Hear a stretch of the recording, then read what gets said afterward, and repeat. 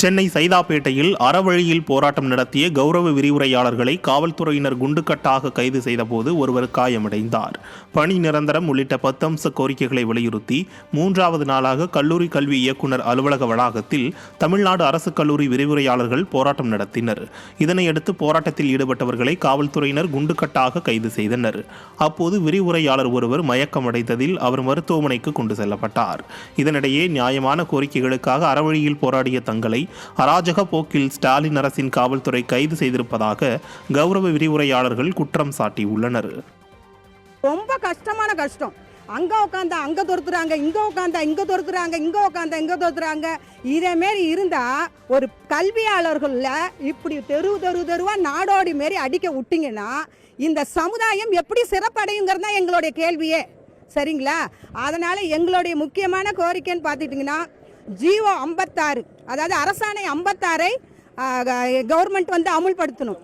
அடுத்தது காலமுறை ஊதியத்தை வழங்கணும். தேனி மாவட்டம் குமுளி மலைச்சாலையில் மரண பயம் காட்டிய அரசு பேருந்தால் பயணிகள் பீதியடைந்தனர். குமுளியிலிருந்து திண்டுக்கல்லுக்கு புதனன்று காலை 9 மணிக்கு 20 பயணிகளுடன் புறப்பட்ட அரசு பேருந்தை பாண்டி சுந்தரம் என்பவர் ஓட்டினார்.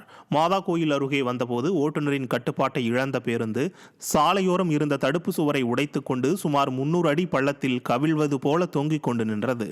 இதனால் பயணிகள் அலறியடித்து பேருந்தை விட்டு இறங்கி ஓடினர்.